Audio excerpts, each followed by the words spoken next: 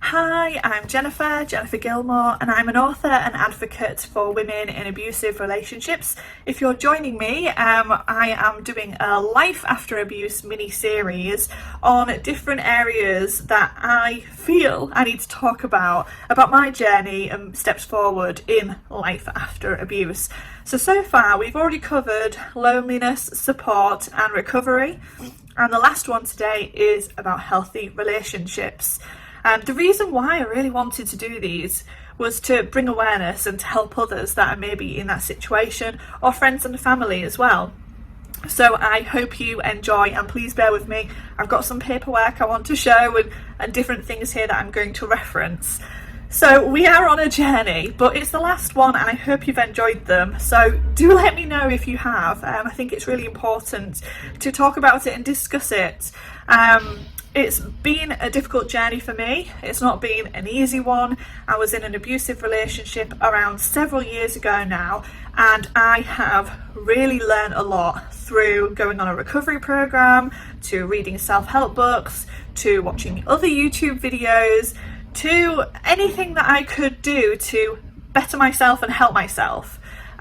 So I'm hoping that just discussing healthy relationships with you today will give you like some stepping stones, really. And when I talk about healthy relationships, I'm not talking about new relationships like romantic relationships. I'm also talking about our current relationships, friends and family as well. So one of the things I do want to go to is the romantic side, because shortly after my abusive relationship I entered into another relationship, and thankfully this man is a healthy nice guy, and I'm actually married and very happy now. But I would have been able to use something to sort of guide me and help me, and maybe I should have looked at those things first. But it wasn't until I had gone on that recovery program that I've been referencing quite a bit that I realised that there was something out there that I could reference. So you may have seen the douless wheels. They are normally the controlling one, but there is one on equality, and I would urge you to go and have a look if you're looking at a possible new relationship. It discusses non-violent threatening behaviour, respect, trust and support, honesty and accountability, responsible parenting, shared responsibility, economic partnership and negotiation of fairness. And I almost use it as a tick box, ticking off the points under the bullets to see if he met those kind of requirements. I suppose they could be requirements. Thankfully, he fit most of them, if not all. So I'm very, very lucky to have that, and some of the areas we actually discussed together. But I really think it's important to have something that we can look at and to guide us, so do check that out.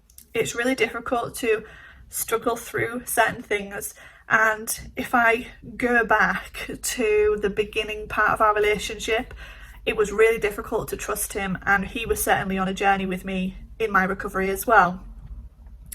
So for my trust element with him, it's only been about a year and a half where I could say like 99.9% or 100% that I now trust him. And it was all because of a huge change in our lives, a family event, and he stuck by me and I just couldn't believe it, and so thankful for his support. And actually, even though it was such a bad thing that happened, it brought so much good as well, because it really showed me that how much he loved me and how much he cares and how much he wants to be with me, and that he would never do anything bad to me. We've been together 6 years, so that's quite a long time. So about 5 years, 4.5, 5 years. That's quite a long time, in my opinion, to get to that point of being able to trust. But it's a work in progress. So if you do feel like that, don't worry. There will be a point in time that you may get to that, yes, I do trust that person. So don't worry.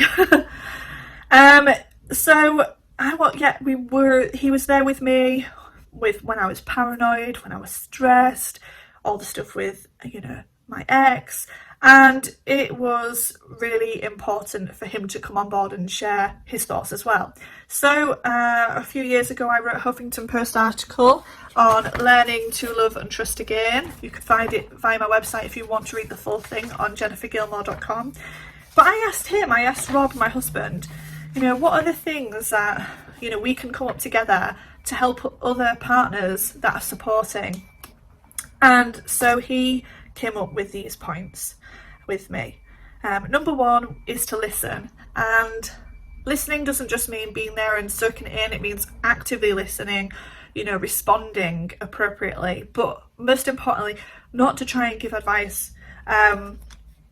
Number two, try to understand and don't make the other person feel unusual. So I guess for here, I just want to make sure I don't go over something. I guess for this point, what we're saying is try to understand, but you're not going to understand. So, when you're in those conversations and people might say, oh yeah, I totally get it. This is what I went through. I can relate to it. We're not talking about that. We're talking about trying to put ourselves in that position, but not taking it away from that person. Number three is keep calm. It's going to take time and most likely months, if not years.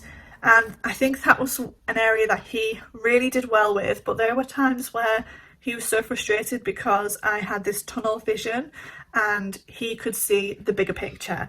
And it's so difficult to kind of achieve the look out of everything else and out of that situation. Number four, actions speak louder than words. And I know we hear that saying all the time, but I think really this is something that is important. So if you make promises, you stick to them. Number five, be affectionate. And often this is not paramount in the abusive relationship, and affection is important because it releases like positive hormones and builds trust and reduces stress. So be affectionate. I love it when he's affectionate with me now. Number six, take things in his or her own pace. Don't force that person to move forward, but guide them. Just be by their side, and that will help with moving the relationship faster, sexually and emotionally. And they're the areas that I definitely needed help with, and someone not to force me, just to be by my side. Number seven, this is a bit of a strange one, but it makes sense. Playing devil's advocate, and boy did he do that all the time. Well, not all the time, but most of the time. But in an appropriate way, so that it allows that person to realise how they're coming across. So including asking permission to go to the toilet, that was an issue for me. And he would challenge it and say, no, you can't go to the toilet. And it sounds really drastic, but it shocked me into realising that I didn't need to ask. And that was quite a while down the line, and maybe even still now, it has formed as a habit. So just to go over the steps again: listen, try to understand, keep calm, actions speak louder than words, and be affectionate. Take things in his or her own pace, and playing devil's advocate. I think all of those will help somebody in a healthy relationship that is going into that relationship supporting somebody who's coming out of an abusive relationship or has been in one prior. I want to offer hope here in this next moment, is offer hope that you can find healthy relationships. And I want to read out of Clipped Wings, because this is a poem that I wrote for my husband. It's called Learning to Love Again. I never thought that I would find someone who loves me back and is always kind. For I was lost and you found me. You broke me free from what bound me. You helped me learn to love again, to trust and open up and have no shame. You're my hero and knight, and now I want you to know that you don't need to fight. You don't need to hold me up when I feel so much pain, because now we hold each other's hands, and through this turmoil we have gained a love that is so strong, unbreakable and pure, one that can stand tall, be united to endure. Thank you from the bottom of my heart, and thank you for showing me that I could have a new start. And that is something that I really honestly think, is that we can have those new starts.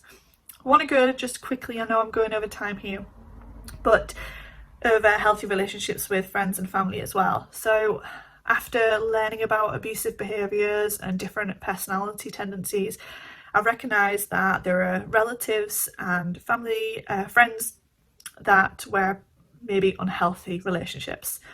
It's actually taken me years to let go of them, to make a choice whether I'm going to see them. Can I put boundaries in place? Can I be in control of the situation to protect myself?